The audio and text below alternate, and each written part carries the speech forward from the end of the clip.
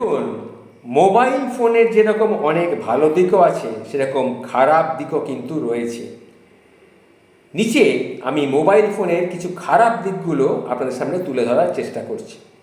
এক, নেশা তৈরি করে।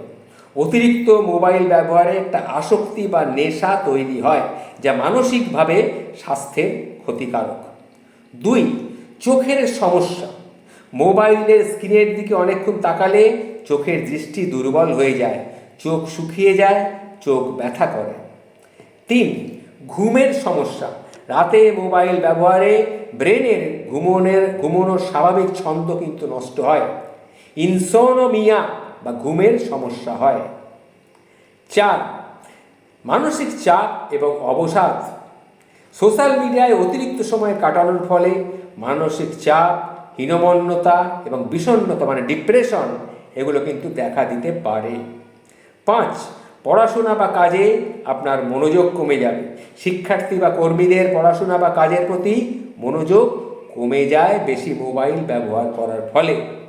আর শারীরিক সমস্যা, বেশিরভাগ মোবাইল ব্যবহারকারী যারা বেশি ব্যবহার করে তাদের ঘাড়ে, পিঠে, হাতে ব্যথা হয়, যাকে বলা হয় নেক সমস্যা।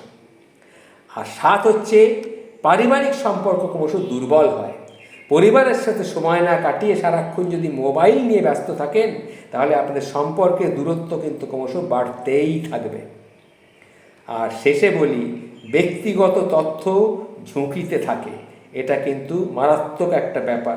হ্যাকার বা স্ক্যামাররা মোবাইলের মাধ্যমে আপনার ব্যক্তিগত তথ্য চুরি করে নিতে পারে, এটা খেয়াল রাখবেন। সুতরাং মোবাইল যত ব্যবহার কম করবেন ততই মঙ্গল।